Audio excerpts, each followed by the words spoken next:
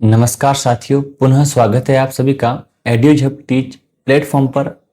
हम मौलिक अधिकारों के बारे में चर्चा कर रहे थे। हमने अब तक मौलिक अधिकारों में दो मौलिक अधिकार पढ़े, समानता का मौलिक अधिकार एवं स्वतंत्रता का मौलिक अधिकार। आज की क्लास में मैं आगे आपको तीसरा मौलिक अधिकार, शोषण के विरुद्ध मौलिक अधिकार को पढ़ाऊंगा। तो आप देखिए, अपना अगला मौलिक अधिकार रहेगा शोषण के विरुद्ध अधिकार। ठीक है, अब देखिए इस मौलिक अधिकार में क्या है। यह मौलिक अधिकार एक बहुत ही जरूरी है। इसमें क्या है, कुछ ऐसी बातों के बारे में चर्चा की गई है जहां पर व्यक्ति के साथ शोषण होता है, व्यक्ति के अधिकारों का उल्लंघन होता है, उससे बेगार का काम करवाया जाता है। उन सभी बातों के बारे में आज हम चर्चा करेंगे कि अगर किसी के साथ बेगार करवाया जाता है, कौन सी प्रथाओं को इसके तहत समाप्त किया गया, तो उसके लिए क्या प्रावधान किए गए, वो सारी बातें आपको शोषण के विरुद्ध अधिकार में देखने को मिलेगी। तो इसमें दो अनुच्छेद है, इसका उल्लेख है आपके अनुच्छेद 23 और अनुच्छेद 24। दो अनुच्छेद आपको पढ़ने हैं इसमें, अनुच्छेद 23 और अनुच्छेद 24। नंबर फर्स्ट आपके आएगा इसमें अनुच्छेद 23। अनुच्छेद 23 इसके अंदर है मानव दुर्व्यापार, मानव दुर्व्यापार एवं बलात् श्रम निषेध। अब देखिए आपके सामने एक बहुत ही महत्वपूर्ण मौलिक अधिकार है जिसको कहा गया है मानव दुर्व्यापार एवं बलात् श्रम निषेध। इसमें दो चीजों को प्रतिषेध किया गया है।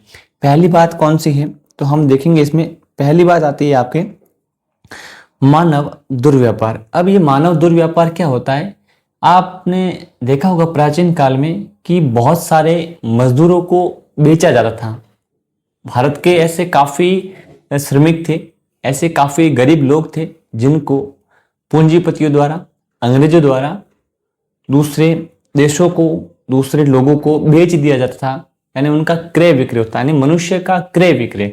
लेकिन वर्तमान में ऐसा संभव नहीं। आप भारत के संविधान के अनुसार किसी भी व्यक्ति को बेचा नहीं जा सकता। आप किसी भी व्यक्ति को बेचकर उसके प्रतिफल में पैसे नहीं ले सकते। ठीक है, तो मानव दुर्व्यापार, मानव के व्यापार पर पूरी तरह से रोक लगाया गया है भारत के संविधान के अनुच्छेद 23 के अंदर। ठीक है, तो आप देखते हो कभी कभार क्या होता है कि छोटे छोटे बच्चों की तस्करी होती है, बालिकाओं की तस्करी होती है। वो सारे के सारे उन व्यवस्थाओं पर रोक लगाने के लिए मानव दुर्व्यापार नामक मौलिक अधिकार हमें संविधान के अनुच्छेद 23 के अंतर्गत दिया गया। अब अगला आता है मानव दुर्व्यापार में क्या बात आती है। इसमें आता है मानव दुर्व्यापार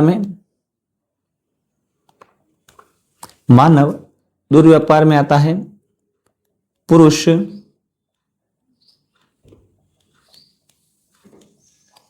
महिला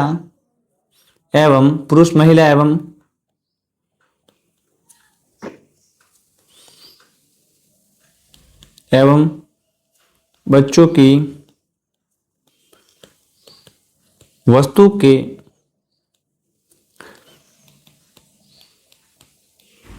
समान खरीद बिक्री। ठीक है, मानव दुर्व्यापार का मतलब समझ गए होंगे आप कि भाई जो पुरुष होते हैं, महिलाएं होती हैं, बच्चे होते हैं, उनको वस्तु के समान खरीदना और बेचना ही मानव दुर्व्यापार कहलाता है, और जिसे आपके 1956 के अनैतिक दुर्व्यवहार निवारण अधिनियम 1956 के तहत इसको प्रतिबंध लगा दिया गया है। वर्तमान में ना तो पुरुष, बच्चा, महिला किसी को ना तो बेचा जा सकता है और ना ही आप खरीद सकते हो। बस इतनी बात आपको इसमें ध्यान रखनी है। अगला आता है आपके बलात् श्रम निषेध। अब देखिए बलात् श्रम निषेध क्या होता है। एक बात और इसमें कि मानव दुर्व्यापार में पहले क्या था, आपने सुना होगा कि काफी महाराजा राजाओं के दास प्रथा थी। दासों को भी क्रय विक्रय, तो दास प्रथा को भी इसके तहत समाप्त किया गया, क्योंकि दास कौन होते, दासों को विभिन्न राजा पैसे देकर बेचते थे या खरीदते थे। राजाओं के द्वारा एक छोटी सी रकम देकर लोगों को खरीद कर अपना दास बनाया जाता। तो इसके तहत आपको एक बात और ध्यान रखनी है,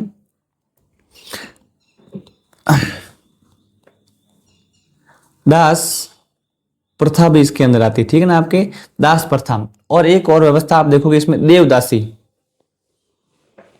देवदासी का मतलब है जब कोई महारानी किसी राजा के साथ विवाह करके जाती थी तो उसके साथ दासियां भी दी जाती थी। तो ये भी व्यवस्था वर्तमान में बंद है कि अगर किसी भी उच्च घराने की कन्या का विवाह होता है तो उसके साथ अब कोई कन्या साथ में नहीं जाएगी। ये देवदासी व्यवस्था, ये सारे के सारे मानव दुर्व्यापार के उदाहरण हैं कि आप दास बना रहे हो, आप बच्चों को, महिलाओं को, पुरुषों को खरीद रहे हो, बेच रहे हो, और साथ में दास प्रथा। ये सारी की सारी अनुच्छेद 23 के तहत मानव दुर्व्यापार की परिभाषा में आती है। और वर्तमान में इन सभी पर क्या है, इन सभी पर वर्तमान की अगर हम बात करें तो वर्तमान में इन सभी पर प्रतिबंध लगा दिया गया है। 1956 में एक अनैतिक दुर्व्यापार अधिनियम बना था, उस अधिनियम के तहत इसको समाप्त कर दिया गया है। अब अगली बात करते हैं, बलात् श्रम क्या होता है। तो बलात्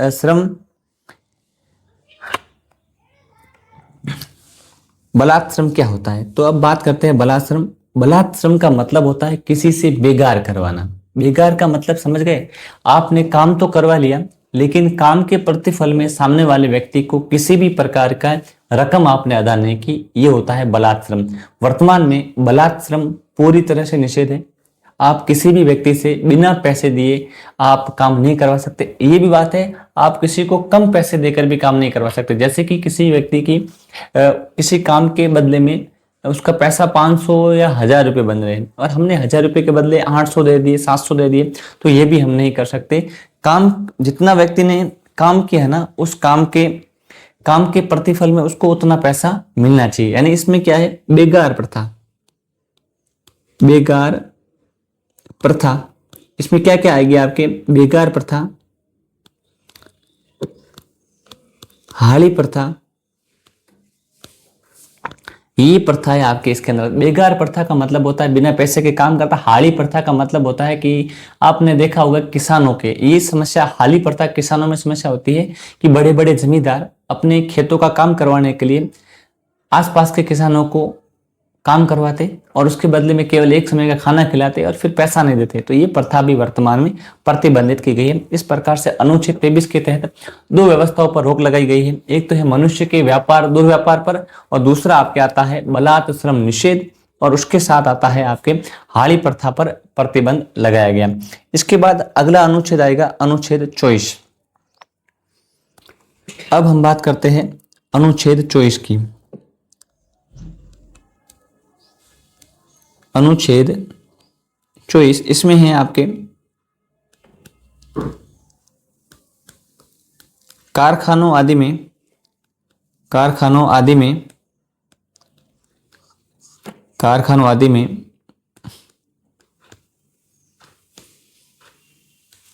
बालकों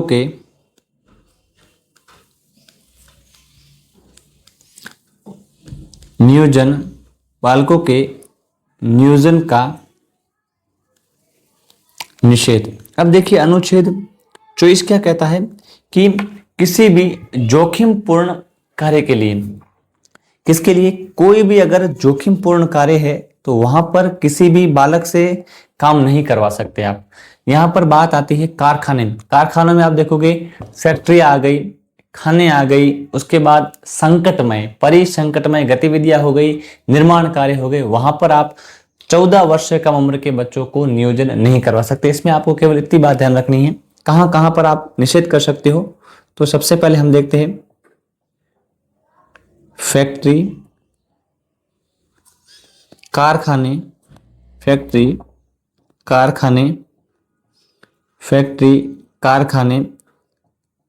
खाने,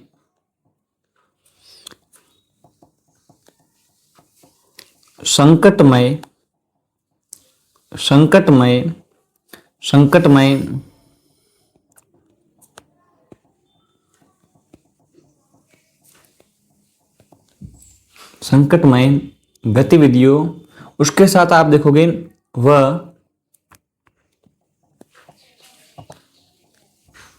रेलवे में 14 वर्ष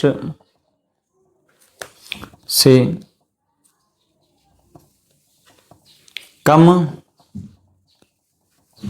आयु के बच्चों को कार्य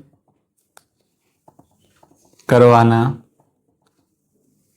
निषेध। अब इसमें बहुत शॉर्ट में बताया गया, आपको इसमें क्या ध्यान रखना है। इसमें एक तो बात आपको ध्यान रखनी है कि बच्चों को कहाँ काम नहीं करवा सकते, तो 14 वर्ष की आयु, आपको एक आयु ध्यान रखना है कि जो भी 14 वर्ष से कम बच्चे हैं ना, जो 14 वर्ष की आयु से कम वाले बच्चे हैं, उनको आप कोई भी कार्य नहीं करवा सकते। अनुच्छेद 24 कहता है कि जो भी व्यक्ति 14 वर्ष या उससे कम आयु के बच्चों को फैक्ट्री, कारखाने, खाने, संकटमय गतिविधियों एवं रेलवे में कार्य करवाता है, वह गैर कानूनी अपराध है। और इसके लिए हमारे भारत के अंदर बाल सुधार अधिनियम बना हुआ है, तो बालकों के अधिकारों की रक्षा करता है। वर्तमान में चाइल्ड हेल्पलाइन भी है 1098 वहां पर अगर बच्चों के साथ शोषण होता है तो आप वहां पर कॉल करके शिकायत कर सकते हो। तो इसमें आपको दो बातें ध्यान रखनी, एक तो कहां पर प्रतिबंध है, फैक्ट्री, कारखाने, खाने, संकटमय गतिविधियों और रेलवे।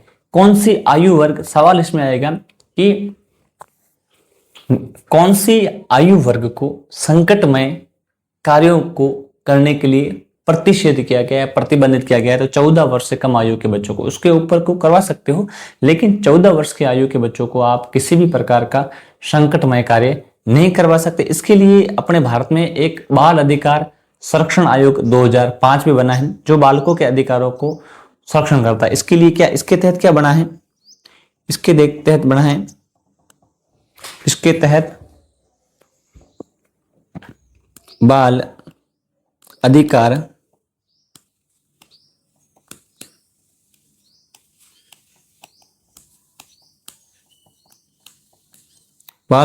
संरक्षण आयोग की स्थापना हुई है, जो 2005 में संसद द्वारा गठित किया गया है। यह राष्ट्रीय एवं राज्य स्तर पर बच्चों के अधिकारों की रक्षा करता है, बच्चों के अधिकारों की सुनवाई करता है और उन्हें न्याय प्रदान करता है। इस प्रकार से हमने तीसरा अधिकार देखा, शोषण के विरुद्ध अधिकार।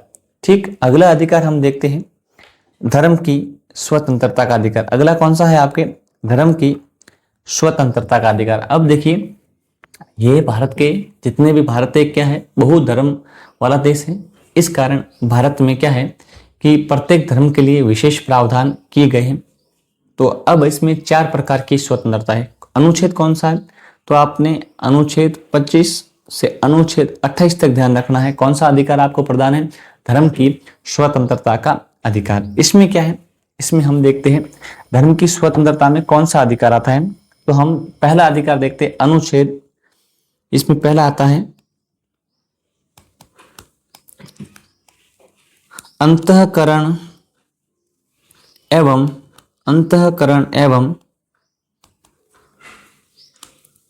अपने धर्म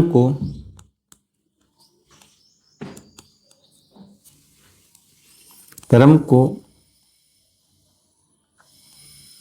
अबाध रूप से मानने,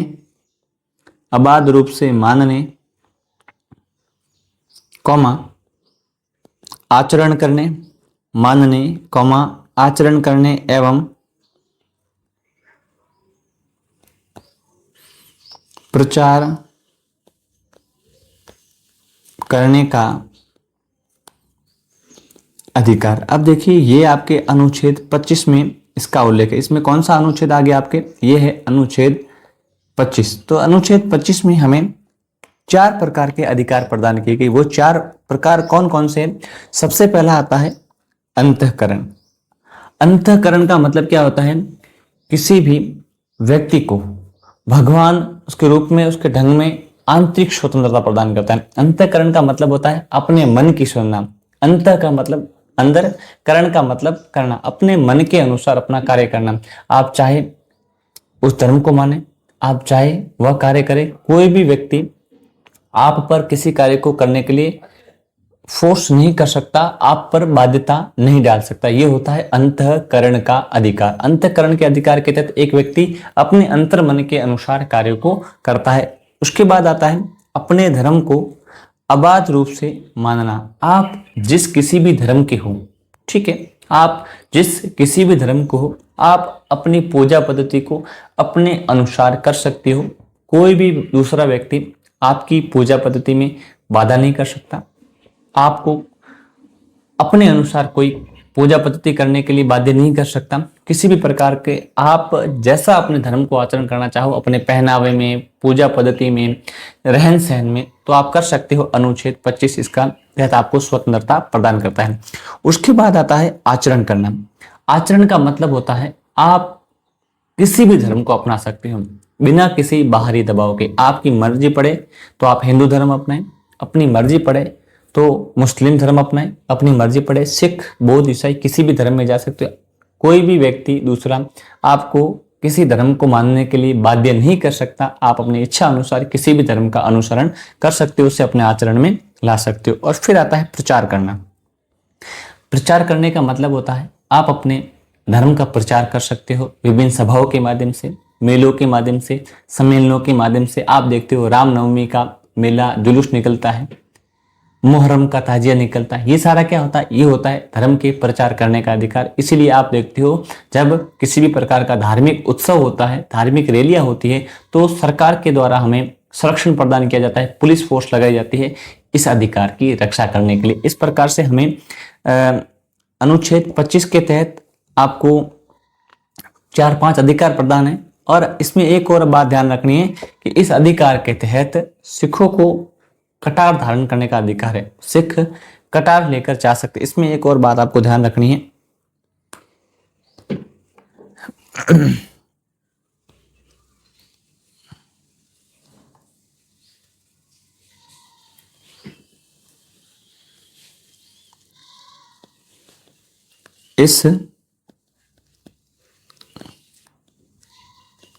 इस अधिकार के तहत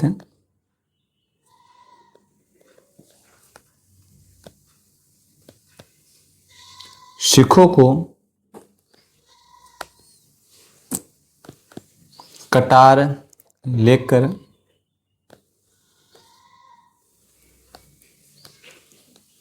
घूमने का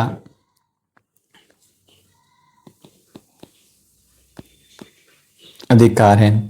अब आप देखोगे सिखों के हाथ में कभी कभी हाथ में कटार होती है, हालांकि हथियार लेकर घूमना गैर कानूनी अधिकार। लेकिन इस अनुच्छेद के तहत सिखों का उनके धर्म के अंदर है कि उनके 5 कड़ा हो गया, केस हो गया, कड़ा हो गया, कटार हो गया, कंगा हो गया, ये 5 चीजें उनके पास होनी जरूरी है, उनके धर्म के नियम है।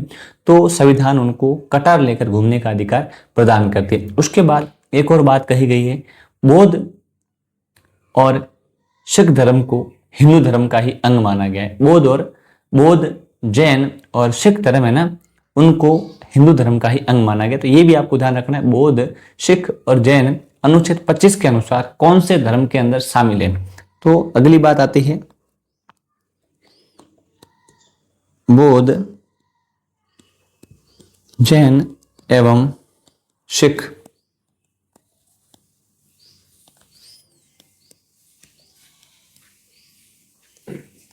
हिंदू धर्म में ही, तो इनको हिंदू धर्म का ही भाग माना गया, क्योंकि ये धर्म हिंदू धर्म से ही निकले, इसलिए इसको हिंदू धर्म का ही भाग माना जाता है। इस प्रकार से आपके सामने अनुच्छेद 25 अंतःकरण, अपने धर्म को अबाध रूप से मानने, आचरण करने और प्रचार करने का अधिकार दिया गया है। इसके तहत आप अपने अंतर्मन के अनुसार कार्य कर सकते हो, अपने धर्म को अपने अनुसार मान सकते हो, आचरण कर सकते हो और उसका प्रचार प्रसार कर सकते हो। अगला आता है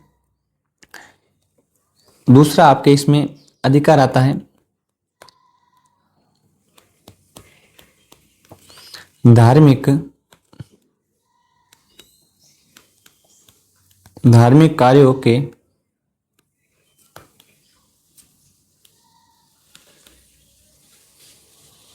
प्रबंध की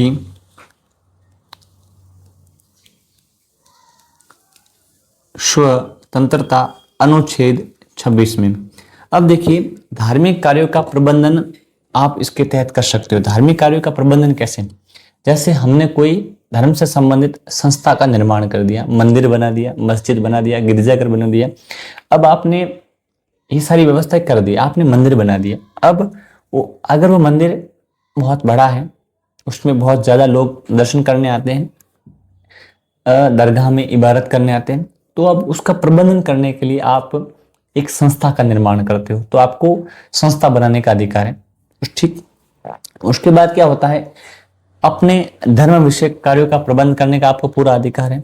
अब उसमें कितने बजे आरती होगी, कितने बजे पूजा अनुष्ठान होंगे, कितने बजे गेट खुलेंगे, कितने बजे गेट बंद होंगे, क्या व्यवस्था रहेगी, कहाँ से आना है, कहाँ से जाना है, ये सारी की सारी बातें हम स्वयं तय कर सकते हैं। इसमें सरकार या कोई बाहरी व्यक्ति इसमें हस्तक्षेप नहीं कर सकता। यानी प्रत्येक धर्म को अपने अनुसार अपने धर्म का प्रबंधन करने का पूरा अधिकार है। आप इसमें क्या करते हो, आप धार्मिक एवं मूर्त प्रयोजन के लिए संस्थाओं की स्थापना करते हैं और उसको पोषण का अधिकार है। पहला क्या आता है, पहला आता है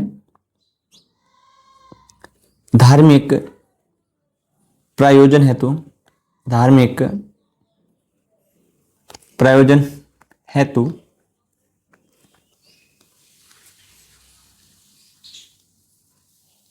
संस्था बनाने एवं उसका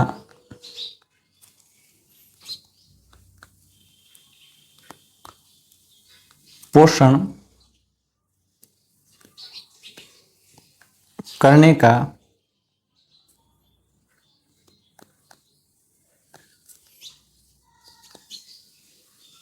अधिकार। अब देखिए, आपको अगर लगता है कि आपको धर्म के संबंधित आपके धार्मिक कार्यों की व्यवस्था करनी है, धार्मिक प्रबंधन करना है, तो आप उसके लिए एक संस्था का निर्माण कर सकते हो, जो ट्रस्ट नाम से हम जानते हैं कि विभिन्न मंदिरों के अपने अपने ट्रस्ट होते हैं। ये ट्रस्ट अनुच्छेद 26 के तहत बनाए जाते हैं।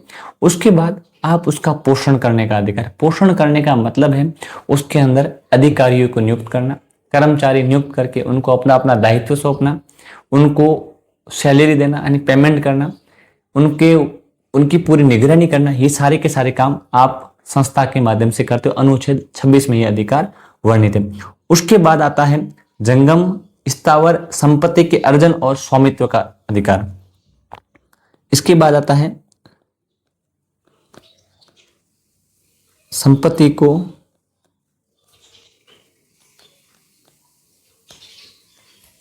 अर्जित एवं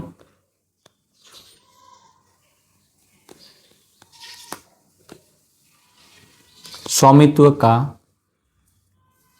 अधिकार। आप अनुच्छेद 26 के तहत एक संस्था विभिन्न प्रकार की संपत्ति को ग्रहण भी कर सकती है और फिर उस पर अपना हक भी जमा सकती है। जैसे कोई मंदिर का निर्माण हो गया, मंदिर के निर्माण के बाद अब आपको भूमि चाहिए होती है, आपको संपत्ति की आवश्यकता होती है, तो आप संपत्ति अर्जित भी कर सकते हो और आप फिर उस पर स्वामित्व भी अपना बनाकर रख सकते हो। इस प्रकार से हमारे अनुच्छेद 26 के अंदर विभिन्न प्रकार के धार्मिक कार्यों के प्रबंधन का अधिकार है। आपको इतना ध्यान रखना है कि धार्मिक कार्यों का प्रबंधन में क्या आएगा कि अपने धर्म के संबंधित जो संस्थाओं का निर्माण होता है, मंदिरों की देखभाल होती है, मंदिरों में पुजारियों को अपॉइंट करना, विभिन्न प्रकार के कर्मचारी लगाना, मंदिरों के या धार्मिक कार्यों को करना, ये सारे के सारे काम आप अनुच्छेद 26 के तहत कर सकते हो। अगला अनुच्छेद आता है अनुच्छेद 27। अनुच्छेद 27 ये है, इसमें कहा गया है धर्म की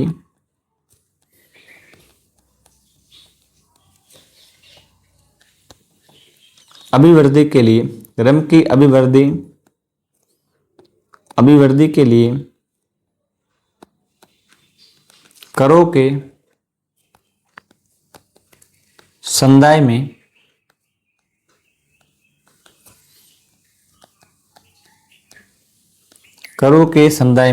संरक्षण। अब देखिए अनुच्छेद 27 क्या कहता है, आप धर्म को अभिवृद्धि का मतलब होता है अपने धर्म का विकास करना, धार्मिक संस्थाओं का विकास करना। उसके लिए आपको करों के संदाय के संबंध में संरक्षण है, यानी धर्म के नाम पर किसी भी प्रकार का टैक्स नहीं लिया जाता। आप देखोगे धार्मिक प्रतिष्ठानों में, मंदिरों में, गिरजाघरों में, मस्जिदों में जितना भी डोनेशन आता है, जितना भी आपके चढ़ावा आता है, चंदा आता है, दान आता है, सरकार उस पर एक पैसा भी टैक्स वसूल नहीं कर सकती। अर्थात हमारे धर्म के संबंध में सरकार को किसी भी प्रकार का टैक्स लेने का अधिकार नहीं है। अर्थात आप देखोगे जगन्नाथपुरी मंदिर बहुत विशाल मंदिर है, तिरुपति बालाजी मंदिर है, अपने राजस्थान का मंडफिया चित्तौड़ सावड़िया जी सेठ है, वहां पर अरबों रुपए में दान आता है, लेकिन उस दान पर एक पैसा भी टैक्स नहीं होता है। अर्थात धार्मिक मामलों में आपको टैक्स से पूरी तरह से छूट दी गई है, ये आपको ध्यान रखना है। इसमें आपको बस इतनी बात रखनी है, धार्मिक संस्थानों, प्रतिष्ठानों,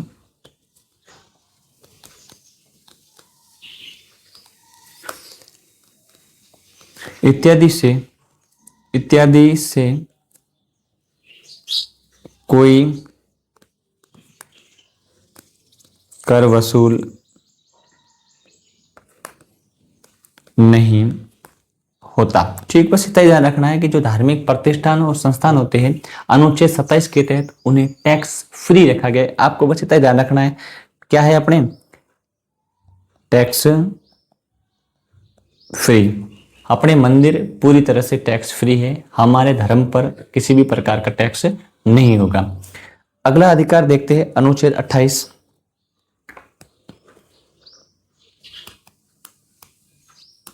अनुच्छेद 28 इसमें लिखा गया है धार्मिक शिक्षा में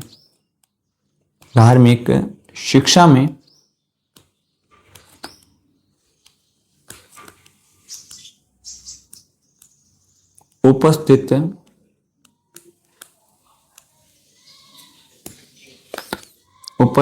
होने का अधिकार, धार्मिक शिक्षा में उपस्थित होने का अधिकार। हमारा अगला अधिकार था धार्मिक शिक्षा में उपस्थित होने का अधिकार।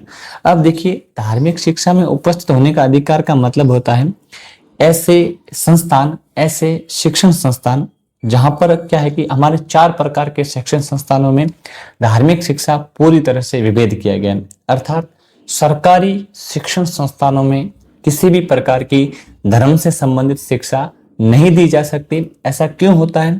तो हमने कहा है कि हमारा भारत क्या है, धर्मनिरपेक्ष देश है, भारत धर्मनिरपेक्ष राष्ट्र है। उसी अवधारणा को अनुच्छेद 28 में देखा जाता है कि किसी भी राजकीय सहायता प्राप्त, सरकारी सहायता प्राप्त शिक्षण संस्थान में धर्म से संबंधित शिक्षा प्रदान नहीं की जाएगी। और वो 4 कौन से हैं? आप उपासना में उपस्थित हो सकते हो, बाध्य आपको नहीं किया जा सकता। इसमें कौन सी बात आती है? इसमें आपको है, इसमें एक बात तो आपको ध्यान रखना है कि किसी भी शिक्षण संस्थान में, धार्मिक अनुष्ठान में या धार्मिक प्रार्थना में उपस्थित होने के लिए किसी भी व्यक्ति को बाध्य नहीं किया जा सकता। जैसे कि कोई प्रार्थना चल रही है या फिर आप कह सकते हो कोई पूजा पाठ, कोई विद्यालय है, वहां पर कोई जैसे बसंत पंचमी है, सरस्वती पूजन है या कोई भी भगवान की जन्मोत्सव है तो उसको मनाया जा रहा है, तो उसमें किसी भी व्यक्ति को बाध्य नहीं कर सकते कि आप इस उत्सव में शामिल हो, यानी उनको स्वतंत्रता है। तो पहला तो है, पहला आपको ध्यान रखना है इसमें शिक्षण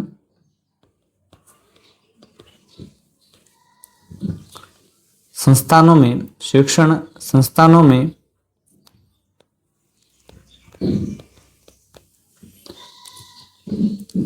किसी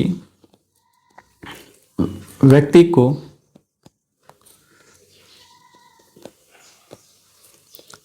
धार्मिक शिक्षा में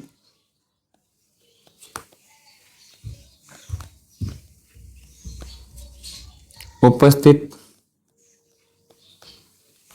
होने के लिए बाध्य नहीं किया जा सकता। पहली बात तो आपको ध्यान है, अनुच्छेद 28 कहता है कि किसी भी शिक्षण संस्थान में यदि धार्मिक शिक्षा प्रदान की जा रही है तो किसी भी व्यक्ति को जोर जबरदस्ती करके उसको बाध्य नहीं कर सकते कि वह धार्मिक शिक्षा ग्रहण करेगी। दूसरी बात, ये तो है सभी शिक्षण संस्थानों में, चाहे प्राइवेट हो या सरकारी हो, किसी भी शिक्षण संस्थान में किसी भी व्यक्ति को जबरदस्ती धर्म की शिक्षा नहीं दी जा सकती। दूसरी बात,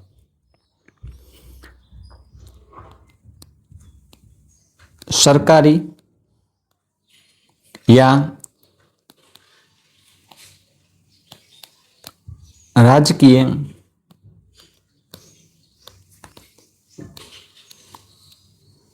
सहायता प्राप्त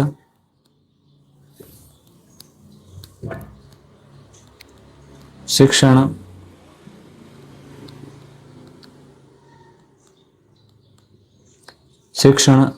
संस्थानों में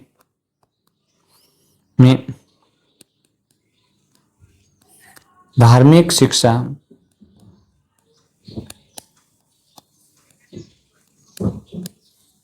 प्रतिबंधित।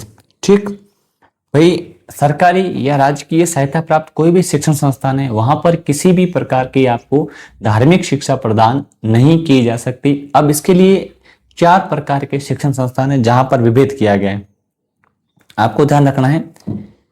इसके लिए ये आपको ध्यान रखना है, 4 प्रकार के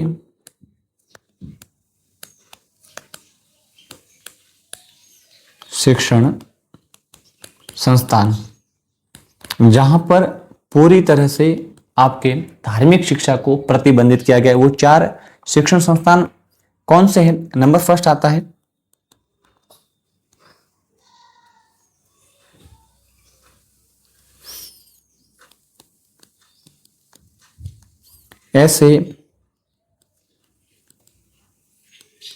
ऐसे संस्थान जिनकी पूरी तरह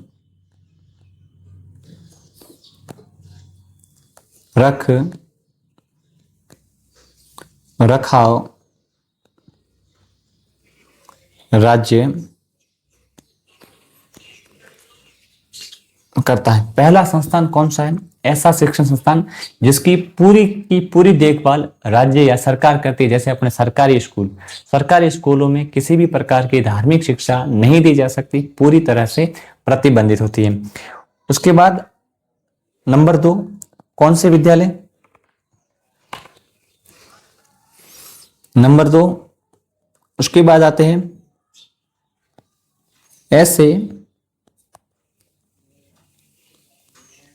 ऐसे संस्थान जिनका प्रशासन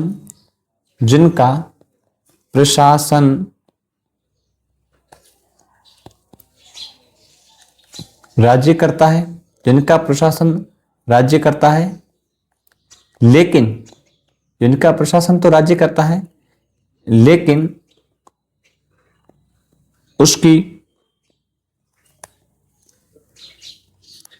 स्थापना किसी न्यास द्वारा की गई है। किसी न्यास द्वारा की गई है, न्यास के तहत। अब देखिए, कुछ ऐसे शिक्षण संस्थान होते हैं जिसकी स्थापना तो न्यास या किसी संस्था के द्वारा की जाती है, लेकिन उसके अंदर जो प्रशासनिक अधिकारी होते हैं, जो इकाइयां होती है, जो कार्य करने वाले कर्मचारी होते हैं, वह पूरे सरकारी होते हैं। तो ऐसे शिक्षण संस्थानों में भी आपके धार्मिक शिक्षा को पूरी तरह से प्रतिबंधित किया गया। उसके बाद अगला आता है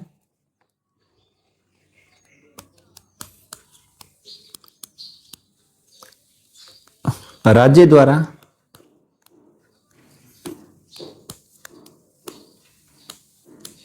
मान्यता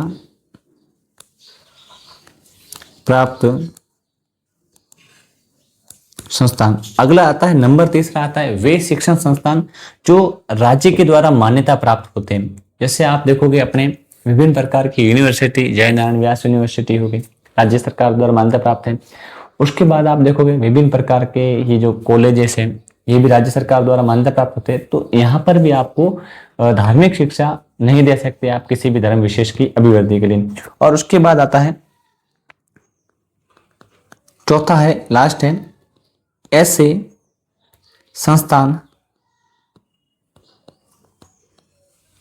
संस्थान जो राज्य द्वारा वित्त पोषित होते हैं।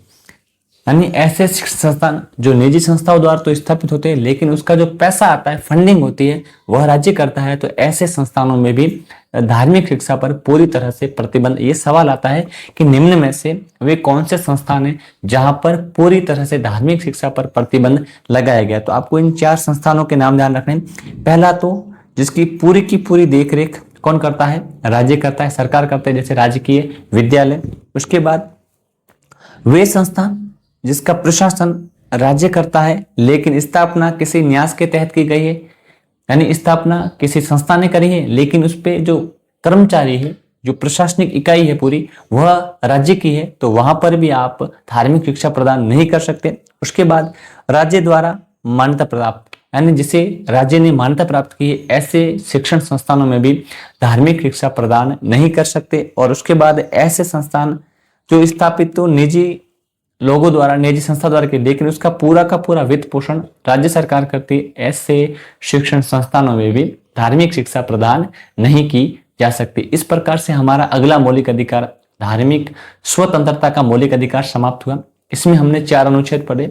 अनुच्छेद 25 कहता है अंतःकरण एवं अपने धर्म को अबाध रूप से मानने, आचरण करने एवं प्रचार करने की स्वतंत्रता। अनुच्छेद 26 कहता है धार्मिक कार्यों के प्रबंधन की स्वतंत्रता। अनुच्छेद 27 कहता है कि धर्म की अभिवृद्धि के लिए करों के संदाय में संरक्षण, यानी धार्मिक कार्यों पर टैक्स नहीं होगा। और लास्ट कहता है धार्मिक शिक्षा में उपस्थित होने का अधिकार या स्वतंत्रता। आपको जबरदस्ती किसी भी धार्मिक शिक्षा में उपस्थित होने के लिए बाध्य नहीं किया जा सकता। और सरकारी सहायता प्राप्त एवं सरकारी शिक्षण संस्थानों में किसी भी प्रकार की धार्मिक शिक्षा प्रदान नहीं की जा सकती। इस प्रकार से आपके चौथा मौलिक अधिकार, धर्म की स्वतंत्रता का अधिकार समाप्त होता है। अगला अधिकार आता है संस्कृति एवं शिक्षा का अधिकार। अगला अधिकार है संस्कृति एवं शिक्षा का अधिकार। तो इसमें आपको थोड़ा सा इंपॉर्टेंट ध्यान रखना है कि भारत में अल्पसंख्यक वर्गों के लिए, किसके लिए? अल्पसंख्यक वर्गों के लिए कौन सा अधिकार दिया गया है? तो जो आप अब ये अधिकार पढ़ोगे ना, ये अधिकार आपके विशेष रूप से अल्पसंख्यक वर्गों के लिए। पहला तो हम इसमें देखते हैं इसमें कौन से अनुच्छेद है।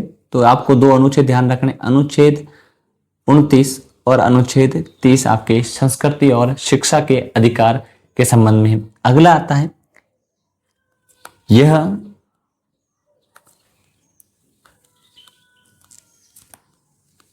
अल्प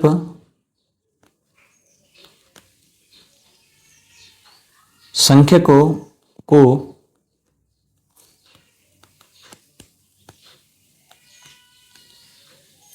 संरक्षण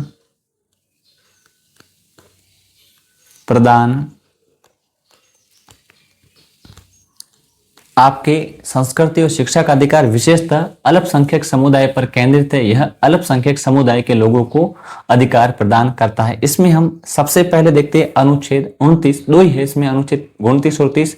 तो पहला हम देखते हैं इसमें, आप देखो इसमें अनुच्छेद 29, इसमें है आपके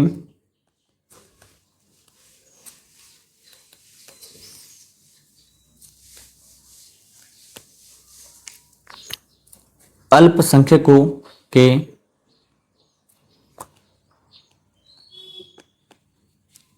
हितों का संरक्षण। अब देखिए यह अधिकार किस प्रकार से अल्पसंख्यकों को अधिकार प्रदान करता है। अल्पसंख्यक वर्ग अपनी संस्कृति, अपनी भाषा, अपना पहनावा, अपना खान पान अपना सकता है। किसी भी प्रकार से उन पर भारत की किसी भी संस्कृति को अपनाने के लिए उन पर बाध्य जोर जबरदस्ती नहीं कर सकते। तो भारत में अल्पसंख्यक वर्ग जितने भी है, जैसे हिंदू के अलावा जो भी धर्म है वो सारे अल्पसंख्यक आते हैं। तो वे लोग अपनी संस्कृति, अपनी धर्म, अपनी शिक्षा, उन सभी को उनको संरक्षण प्रदान की। इसके तहत क्या है, इसके तहत संस्कृति, भाषा, पहनावा,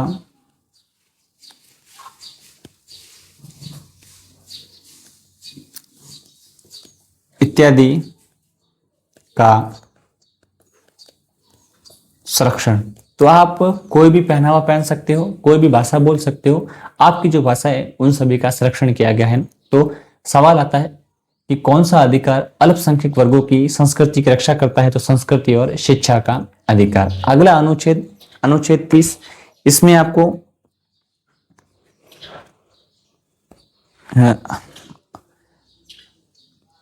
अनुच्छेद 30 दूसरा इसमें आता है शिक्षा,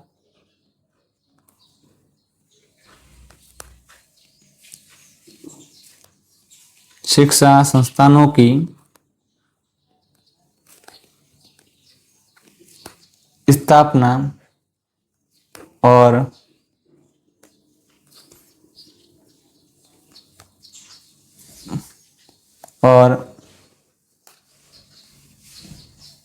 प्रशासन करने का अल्पसंख्यक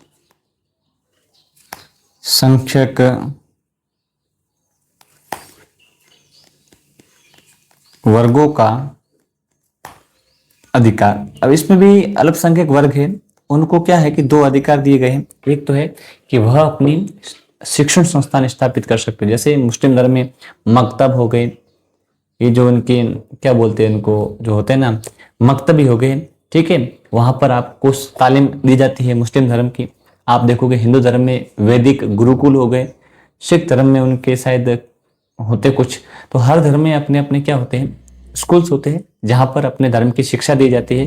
तो उन्हें सरकार ने संरक्षण दिया है, अल्पसंख्यक वर्ग। हिंदू धर्म का बात नहीं है, यह अनुच्छेद 30 केवल अल्पसंख्यक वर्गों को अपने धर्म की शिक्षा प्रदान करने के लिए शिक्षण संस्थान स्थापित करने और उसका प्रबंधन और उसका प्रशासन करने का अधिकार। इस अधिकार के तहत सरकार अल्पसंख्यक वर्गों के शिक्षण संस्थानों को पैसा भी, फंडिंग भी करती है, जिसके तहत उनके अधिकारों की रक्षा होती है।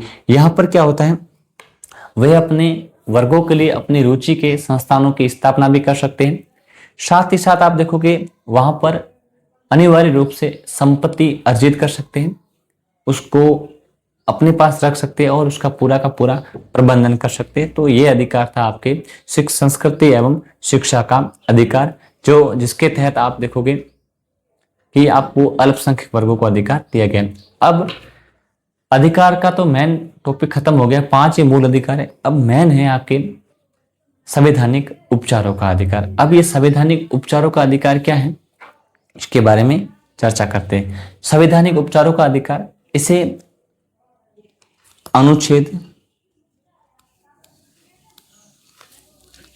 32 में अंततः स्थापित किया गया है, पहली बात। दूसरा आता है, जो अब तक हमने मौलिक अधिकार पढ़े हैं, यह अनुच्छेद उन मौलिक अधिकारों की रक्षा करता है। तो संवैधानिक उपचारों के अधिकार को एक तो भीमराव अम्बेडकर ने इसे संविधान का आत्मा कहा है। तो पहली बात आपको इसमें ध्यान रखनी है, इसे क्या कहा जाता है, संविधान की आत्मा। और किसने कहा, B.R. अम्बेडकर ने। तो संवैधानिक उपचारों के अधिकार को संविधान की आत्मा किसने कहा, B.R. अम्बेडकर ने। इसका उल्लेख अनुच्छेद 32 के तहत है। और इसमें क्या होता है, इसका प्रयोग करके उच्चतम न्यायालय ने इसका उपयोग करता, अनुच्छेद 32 का उपयोग करके उच्चतम न्यायालय विभिन्न प्रकार की रिट जारी करता है, विभिन्न प्रकार की कार्रवाई करता है और मौलिक अधिकारों की रक्षा करता है। तो इसके तहत क्या है,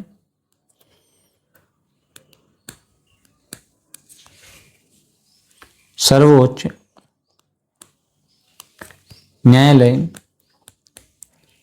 न्यायालय को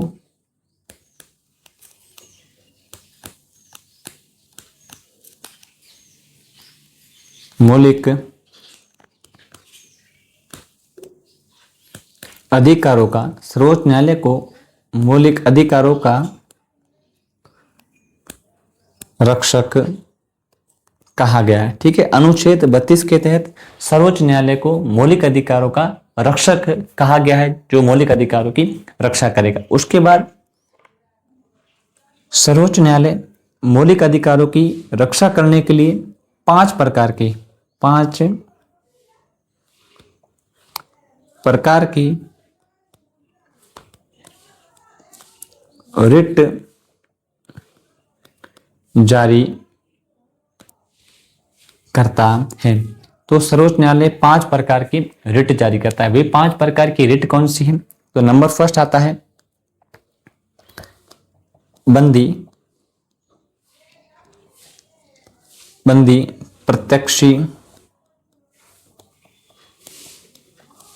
प्रत्यक्षीकरण। नंबर दूसरी आती है आपके परमादेश। उसके बाद नंबर थर्ड आती है उत्प्रेषण। उसके बाद नंबर 4 आती है अधिकार प्रच्छा व लास्ट आती है प्रतिषेध। उत्प्रेषण हो गया, उसके बाद आएगा आपके प्रतिषेध।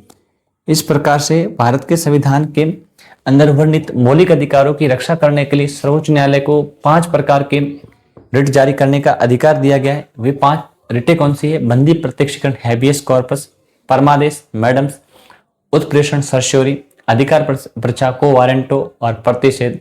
ये सारी पांच प्रकार की रिटें। अब इनमें क्या क्या होता है उनके बारे में हम चर्चा करते हैं। सबसे पहला आता है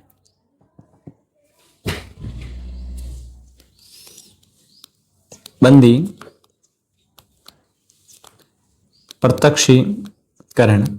बंदी प्रत्यक्षीकरण में क्या होता है कि बंदी जब किसी व्यक्ति को गिरफ्तार किया जाता है तो गिरफ्तार किए हुए व्यक्ति को शरीर के साथ उसको 24 घंटे के अंदर न्यायालय के सामने प्रस्तुत करना, ये पहला अधिकार है। क्योंकि पुलिस वाले क्या करते हैं, कभी कभी गिरफ्तार करके किसी व्यक्ति को मारपीट करके उसने अपराध नहीं भी किया है तो उसको अपराध मनवाने के लिए अपने पास रखते हैं। तो इस रिट के तहत अब ऐसा पुलिस वाले ऐसा नहीं कर सकते।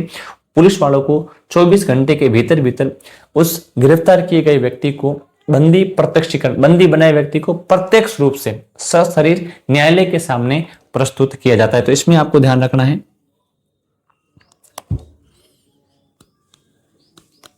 बंदी बनाए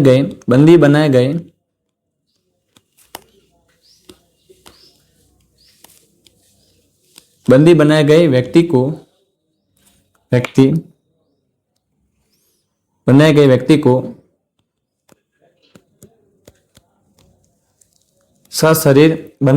व्यक्ति को सशरीर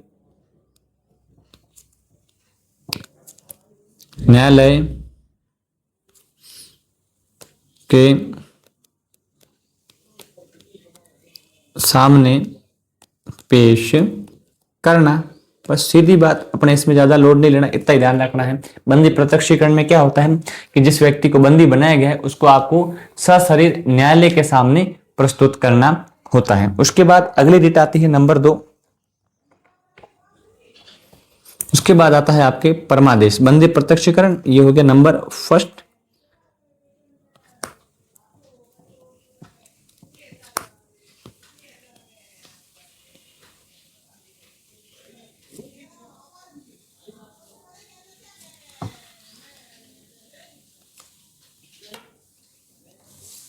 ठीक, अगला आता है परमादेश। अब परमादेश क्या होता है? परमादेश का मतलब होता है सर्वोच्च न्यायालय के द्वारा आदेश देना अपने अधीनस्थ अधिकारियों को। इसके तहत क्या होता है, जब कोई सार्वजनिक निगम का प्राधिकारी कोई कार्य नहीं कर रहा होता है तो उसको कार्य करने के लिए आदेश दिए जाते हैं कि मैं तुम्हें आदेश देता हूं कि तुम यह कार्य करो। उच्चतम न्यायालय उच्च न्यायालय को देगा और उच्च न्यायालय अधीनस्थ न्यायालय को ऐसे आदेश दे सकता है। इसमें क्या होता है, कार्यों को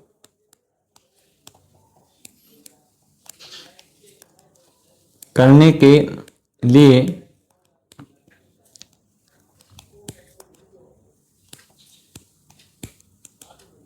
अधीनस्थ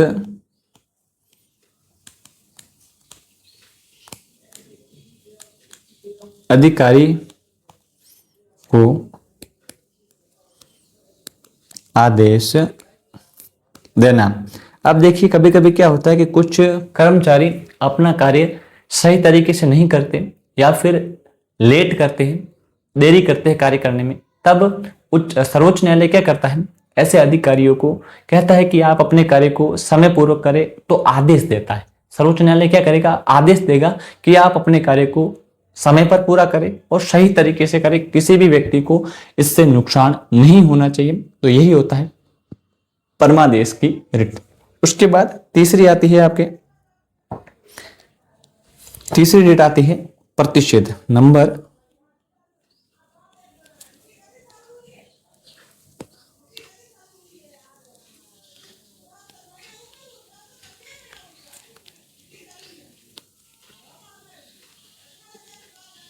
प्रतिषेध का मतलब होता है रोकना। प्रतिषेध का मतलब क्या होता है, रोकना।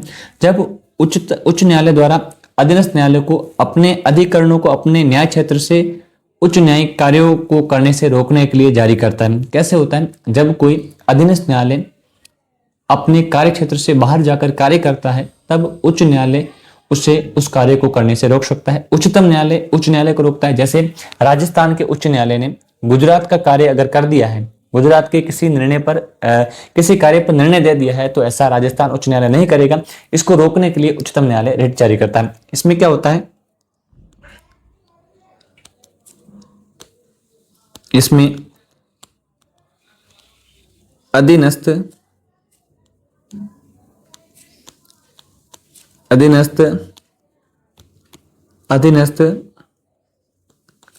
न्यायालयों को अपने कार्य क्षेत्र से बाहर कार्य करने से रोका जाता है। बस इतना ही ध्यान रखना है कि जब कोई अधीनस्थ न्यायालय अपने कार्य से बाहर जाकर कोई कार्य करता है, तो उच्च न्यायालय उसको रोक देता है और उच्चतम न्यायालय उच्च न्यायालय को रोक देता है। इससे ज्यादा आपको ध्यान इसमें नहीं करना है। उसके बाद नंबर 4 उत्प्रेषण।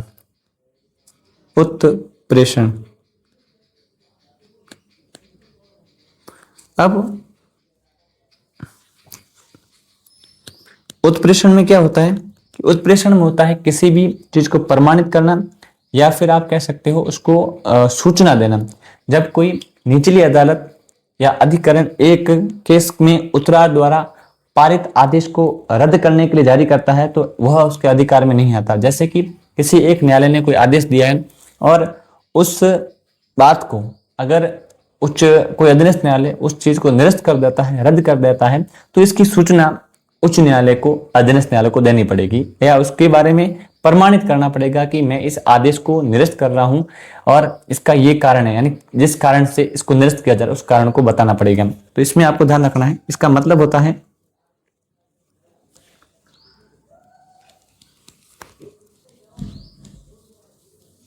प्रमाणित करना या सूचना देना। बस इतना ही ध्यान रखना। इसमें क्या होता है, अधीनस्थ न्यायालय किसी भी कार्य को करता है तो इसकी सूचना उसे उच्चतम या उच्च न्यायालय को देनी होती है। और अंतिम आता है आपके पांचवा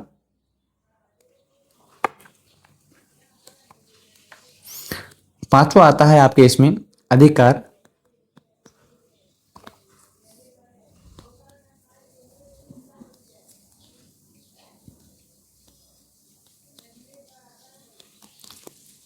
अधिकार परीक्षा का मतलब होता है यह केवल सरकारी कर्मचारियों पर लागू होता है। जब कोई सरकारी एम्प्लॉय किसी पद को धारण करता है तो वह किस हक से उस पद पर है, इस हक को जानने के लिए सर्वोच्च न्यायालय एवं उच्च न्यायालय रिट जारी कर सकता है अधिकार परीक्षा को वारंटो, कि तुम किस हक से इस पद पर हो। जैसे कोई आरएएस अधिकारी बन गया तो आरएस बनने के लिए आपको ग्रेजुएशन क्वालिफाई होना चाहिए, आपको आरएस का एग्जाम फाइट करना पड़ेगा और अंतिम रूप से आपका चयन होना चाहिए। अगर न्यायालय को कोई शिकायत करता है कि जो व्यक्ति आरएस बना है उसके ग्रेजुएशन तो फर्जी डिग्री है, उसने फर्जी डिग्री से आरएस बना है, तो आपसे सर्वोच्च न्यायालय या उच्च न्यायालय आपके पद पर बैठने का कारण जानने के लिए आपको अधिकार परीक्षा रिट जारी कर सकता है। यानी इसमें होता है कि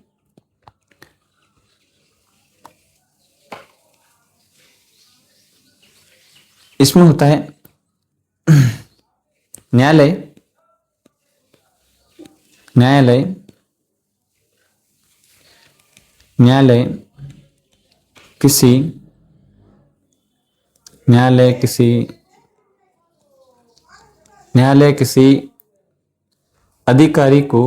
किसी अधिकारी को उसके पद पर